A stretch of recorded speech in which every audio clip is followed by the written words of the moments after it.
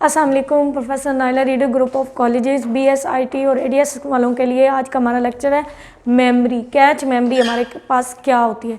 सबसे पहले हमने पढ़ा था कि हमारे पास मेमोरी क्या है। तो मैंने आपको बताया था मेमोरी एक वो चिप होती है जिसके अंदर हम डाटा को स्टोर करते हैं। उसके बाद हमने पढ़ा था कि मेमोरी की कितनी टाइप्स होती हैं। हमने पढ़ी थी तो दो तरह की मेमोरी होती है हमारे पास, एक होती है SRAM और एक होती है हमारे पास DRAM। SRAM वो होती है जो स्टैटिक होती है, जिसमें मैंने आपको बताया था कि कोई भी डाटा हो उसको हम चेंजिंग नहीं कर सकते। फिर मैंने बताया था कि DRAM हमारे पास होती है एक ऐसी रैम जिसके अंदर हम डाटा को चेंज कर सकते हैं। कोई भी चेंजिंग लानी हो, कोई भी एडिटिंग करनी हो, या कोई भी डाटा हमने स्टोरेज किया है उसके अंदर कोई भी चीज़ या कोई भी हमें कमी या उसमें अंदर बेहतरी लानी हो तो हम DRAM को यूज़ करते हैं। आज ही हम मेमोरी की एक और टाइप यूज़ कर रहे हैं जिसको हम कहते हैं कैच मेमोरी। जैसा कि नाम से शो हो रहा है कि कैच मेमोरी भी एक मेमोरी की तरह चिप होती है कंप्यूटर में, लेकिन ये डाटा स्टोरेज का काम नहीं करती। ये डाटा के अंदर जितना वायरस हो, जितनी बफरनेस हो, या हम यूँ कह सकें कि अंदर जितनी रफनेस, या हम जिस डाटा को इतना ख़ास लाइटली स्टोर नहीं करना चाहते, ये उस डाटा को क्या कर देती है, रीड्राइव कर देती है या वहाँ पे डिलीट कर देती है। अगर कोई वायरस आ जाए जिसकी वजह से हमारी कोई ऐप ना चल रही हो तो ये उसको क्या करेगी, उस वायरस को डिलीट कर देगी। तो कैच मेमोरी हमारे पास कंप्यूटर में एक ऐसी मेमोरी होती है या एक ऐसी चिप होती है जिसमें हम कंप्यूटर को क्या कर देते हैं, डाटा को स्टोर कर देते हैं। तो दो तरह की हमारे पास वैसे कैच मेमोरी होती है, मोस्टली में ये तीन तरह की होती है, लेकिन आज हम अगर कैच मेमोरी को पढ़ें तो ये हमारे पास तीन टाइप की होती है, L1, L2 और L3। L1, L2, L3 का क्या मतलब है, हमारे अंदर मेमोरी के अंदर जितने स्टोरेज एरिया होते हैं या जिसमें हम मेमोरी को कितनी परफॉर्मेंस के साथ चेक कर सकते हैं, या कैच मेमोरी हमारी मेमोरी के अंदर किस तरह का काम करती है, तो मेनली ये तीन तरह का काम करती है। सबसे पहले मैं आपको डायग्राम से शो करवा देती हूँ कि कैच मेमोरी में हमारे पास क्या होता है। इसे हम CPU मेमोरी भी कह सकते हैं, माइक्रो प्रोसेसर भी कह सकते हैं, स्टैटिक मेमोरी क्या कह सकते हैं। स्टैटिक का मतलब ये है कि इसके अंदर हम कोई चेंजिंग नहीं कर सकते, कोई रद्दोबदल नहीं कर सकते। उसके बाद आपको जैसा कि डायग्राम, माइक्रो प्रोसेसर का मतलब होता है कि मल्टीपल टास्क जब एट अ टाइम काम कर रहे हों तो इसके अंदर इतनी स्पीड, इतनी परफॉर्मेंस, इतनी कैपेबिलिटी होती है कि ये एट अ टाइम मोस्टली काम को चला सके। आपको डायग्राम शो हो रही होगी कि ये देखिए यहाँ प्रोसेसर लिखा हुआ है, यहाँ कैच मेमोरी लिखा हुआ है, ये डाटा है, यहाँ इसका एड्रेस है, ये मेन मेमोरी है। मेन मेमोरी मतलब जिसके अंदर हम डाटा को स्टोर करते हैं, जिसमें अंदर हम चेंजिंग नहीं कर सकते, जो परमानेंटली मेमोरी होती है, जिसके अंदर हम डाटा को पूरा काफ़ी अर्सा तक स्टोरेज एरिया में रख सकते हैं। एड्रेस के नीचे आपने देखा हुआ है, एड्रेस यहाँ पे फ़ान है, यहाँ पे डाटा है, यहाँ कैच मेमोरी है, ये प्रोसेसर है, ये मेन मेमोरी है। फॉर एग्जांपल अगर हमने एक जगह से दूसरी जगह डाटा को स्टोर करना है या हमने अपने CPU यानी मेन मेमोरी में डाटा को स्टोर करना है, सबसे पहले हम डाटा को लेंगे। अगर हमने डाटा जहाँ पे स्टोर करना है, हमारे पास एक एड्रेसेस होते हैं।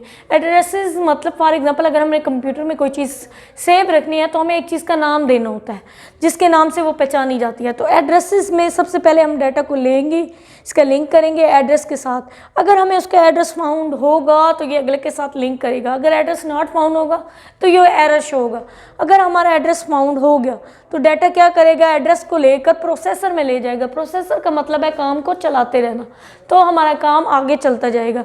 जब ये इसका काम में यहाँ पे आ जाएगा, पूरा अपना प्रोसेसर अपना वर्क करेगा। जब अगर इसको यहाँ पे फाइंड हो गया कि यहाँ पे एड्रेस नहीं फाइंड या मेमोरी नॉट फाइंड, तो ये दोबारा क्या करेगा, एड्रेस के पास आएगा, एड्रेस डाटा के पास आएगा।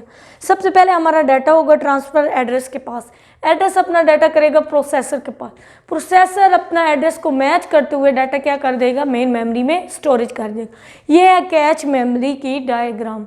जैसे कि नीचे लिखा हुआ एड्रेस यहाँ पे फाउंड हो गया है, यहाँ पे नॉट फाउंड है। जो हमारे पास ब्लैकेंड एरिया है यानी खाली जगह है जिस पे ये डॉट्स लगे हुए हैं, इनका मतलब है कि यहाँ पे एड्रेस नहीं फाइंड होता। अगर हम यहाँ से डाटा शेयर करें तो डाटा पहले मेन मेमोरी से जाएगा, मेन मेमोरी से प्रोसेसर में जाएगा, प्रोसेसर से आपके पास एड्रेस में आएगा, एड्रेस से जाने के बाद फिर क्या होगा, डाटा यहाँ पे आएगा और कैच मेमोरी में आएगा। कैच मेमोरी के अंदर ये जो एरियाज़ हैं ये आपको शो हो रहे हैं, ये बफरनेस है। इसे कहते हैं कि वायरस के बफरनेस एक रफ मटेरियल जिसको कैच मेमोरी डिलीट कर देती है। आइए आगे हम चलते हैं कि मेमोरी की, कैच मेमोरी की हमारे पास टाइप्स क्या होती हैं। तीन तरह की कैच मेमोरी होती है। एक ऐसी चिप, एक ऐसा कंपोनेंट जो कंप्यूटर के अंदर डाटा को रिट्राइव कर सके या कंप्यूटर के अंदर बफनेस को हटा सके, या जो अनक्लीन एरिया या जिसे हम कह सकते हैं ऐसा वायरस जो मेरे लिए प्रॉब्लम क्रिएट करे उसको कैसे डिलीट कर सकता है, या कुछ ऐसी चीज़ें जो हमसे परमानेंट डिलीट हो गई हैं तो उनको वापस हमारे कंप्यूटर में कैसे ला सकता है, उसे कैच मेमोरी कहते हैं। कैच मेमोरी हमारे पास पहली टाइप L1 में जो हमारे पास है उसे हम कहते हैं primary catch is extremely fast इसलिए होती है क्योंकि ये एक तो डाटा को रिट्राइव करने में स्मॉल होती है, जो चीज़ स्मॉल हो उसकी परफॉर्मेंस क्वालिटी अच्छी होती है। अब मेमोरी के लिहाज से देखें, ये CPU में काम करती है, तो CPU के अंदर जो काम कर रही है डाटा को रिट्राइव भी कर रही है, काम भी अपना तेज़ी से कर रही है। लेकिन कैसे? क्योंकि इसके अंदर स्मॉल डाटा को हम रिस्टोर कर सकते हैं या स्मॉल डाटा को हम चला सकते हैं। काम किस तरह करेगी? CPU में जाके काम करेगी और छोटे छोटे डाटा पैकेट जो होंगे या छोटे छोटे एड्रेस में जो हम डाटा सेंड करेंगे उसको ये स्मॉल पीसेस में स्टोर करेगी। आगे L2 हमारी सेकेंड मेमोरी की टाइप है, इसे हम कहते हैं सेकेंडरी कैचेस। पहली वाली थी हमारी प्राइमरी, वो क्या थी कि थोड़ी सी एक्सट्रीमली फास्ट थी। लेकिन अब हम जब सेकंड पे आए सेकेंडरी कैच पे, तो ये उससे थोड़ी सी कैपेसिटी इसकी ज़्यादा है। इसकी मतलब उससे क्वालिटी थोड़ी सी बेहतर है, परफॉर्मेंस भी बेहतर है, स्पीड भी बेहतर है। क्या करेगी? को प्रोसेसर जब मल्टीपल प्रोसेसर एक जगह पे काम कर रहे हों, अपना काम चला रहे हों या किसी एक के दूसरे के साथ लिंक के साथ अच्छी कैपेबिलिटी दे रहे हों, तो उसे हम को प्रोसेसर कहते हैं। ये अपना काम तमाम कर रही होगी, उससे थोड़ी बेहतर होगी, काम भी उससे ज़्यादा करेगी, लेकिन जब ट्रैफिक वर्क सिस्टम होगा तो ये उसमें काम नहीं करेगी। तीसरी हमारी मेमोरी की टाइप है कैच मेमोरी की स्पेशलाइज्ड मेमोरी।